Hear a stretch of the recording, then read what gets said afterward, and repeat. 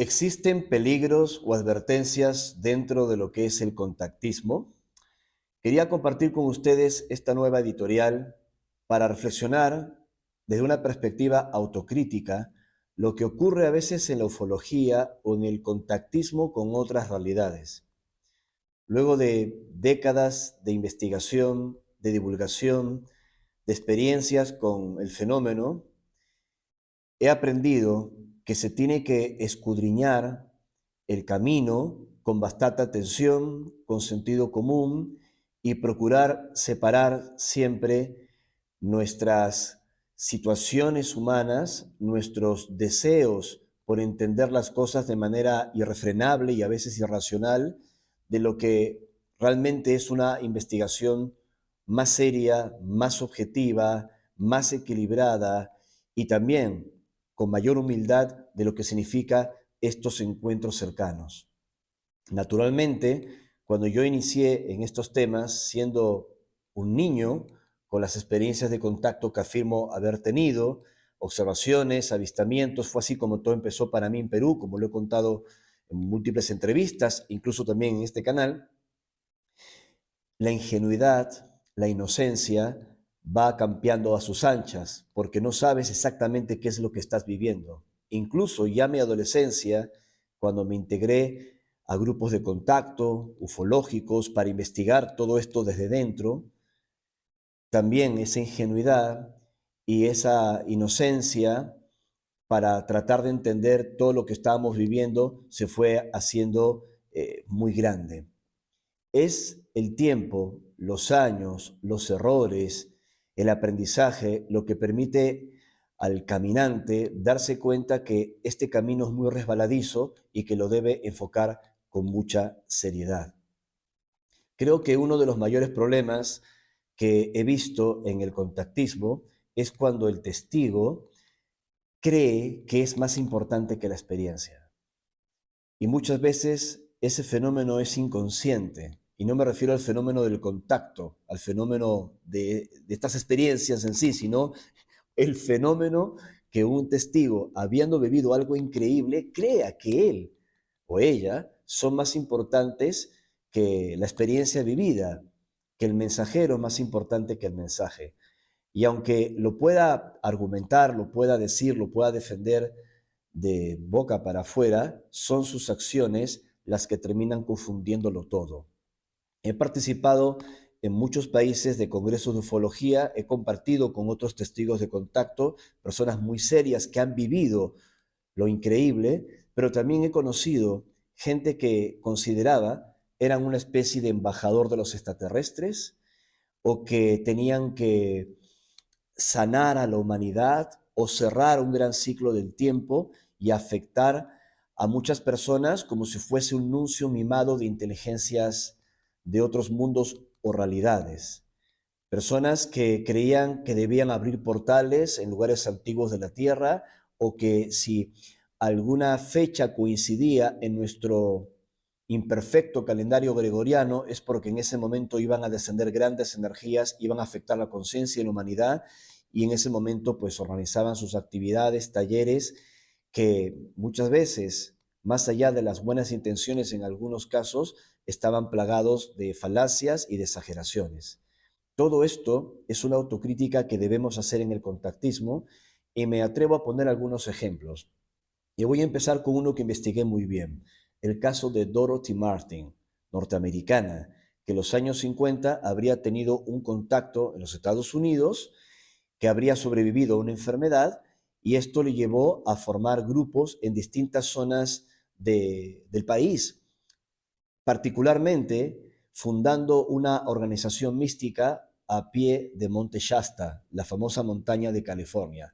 Dorothy Martin empezó a utilizar un seudónimo, Hermana Tidra o Sister Tidra, y estos mensajes, canalizaciones que fue recibiendo se transformaron en un registro de información denominado Registro Tidra, que llegó a América Latina, su traducción al español, y tuvo mucha fuerza en la década de los años 70 generando gran atención en los grupos de contacto, que llegaron a considerar, recuerdo por ejemplo el grupo Rama de Perú, que parte de ese registro Tidra era como un anticipo de una información mayor que se podría recibir en el futuro.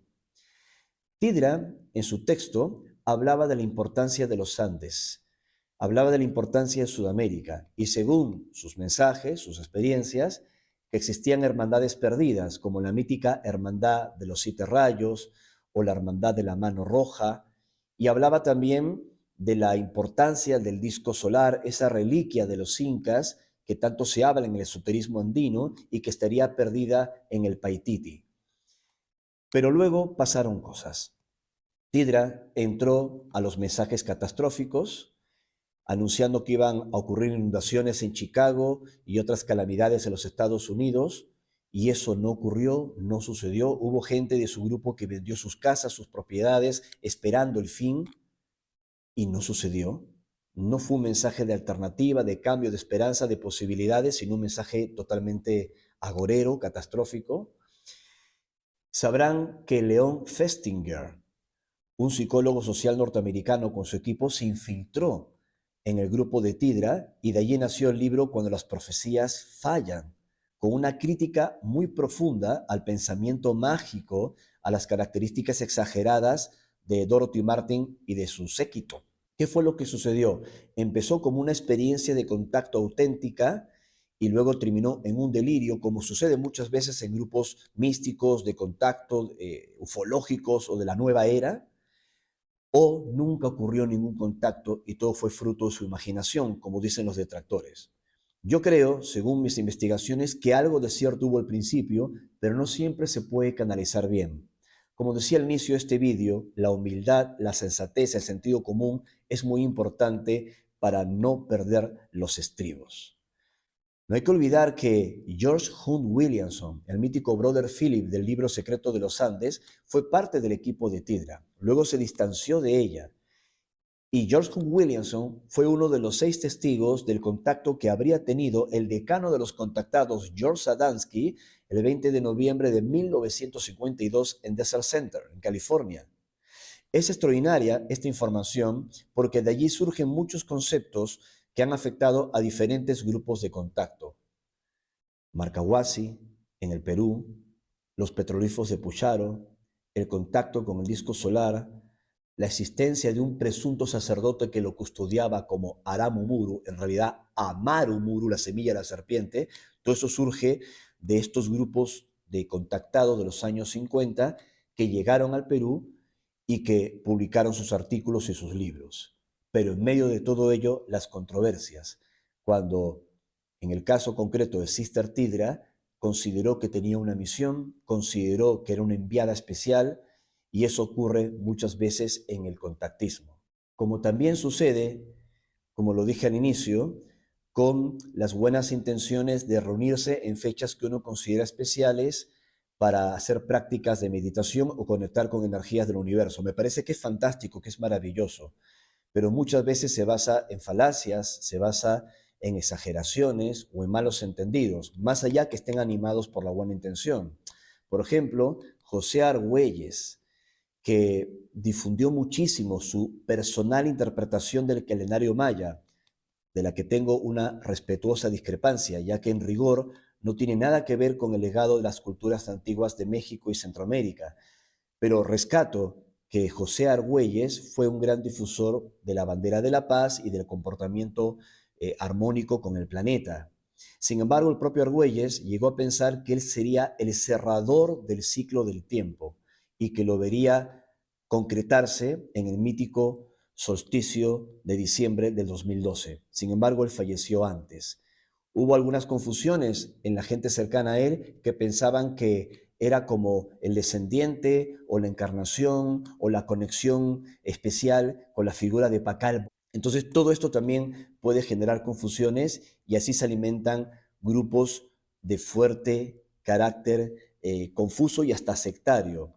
Y tengo que hacer esta autocrítica en el contactismo. Una cosa es el mensaje y su proyección y otra cuando pensamos, como decía, que podríamos ser más importantes los mensajeros, los testigos circunstanciales de un fenómeno que el propio mensaje. José Argüelles convocó a la mítica Convergencia Armónica, celebrada en 1987. Una de las personas que participó de todo esto es una norteamericana que se hace llamar Solara, y ella escuchó de José Argüelles que tenían que reunirse 144,000 personas para generar una masa crítica y afectar los acontecimientos futuros del planeta. Un mensaje maravilloso que tiene, por cierto, alguna conexión con las profecías de los indios Hopi y los indios Pueblo. Sin embargo, creyó que ella podía reunir a esas miles de personas en diferentes eventos e hizo uno concreto en 1992 en Egipto, al que llamó Portal 1111. Y allí empezó todo. Grupos con las mejores intenciones reuniéndose en muchas partes del mundo para meditar por el planeta, lo cual me parece maravilloso, pero luego esto se fue transformando en cultos a las personas que hacían estas convocatorias, que iban a lugares antiguos a abrir portales para liberar a la oscuridad en el nombre del amor. No hace falta que lo profundice. Los vídeos y el material está.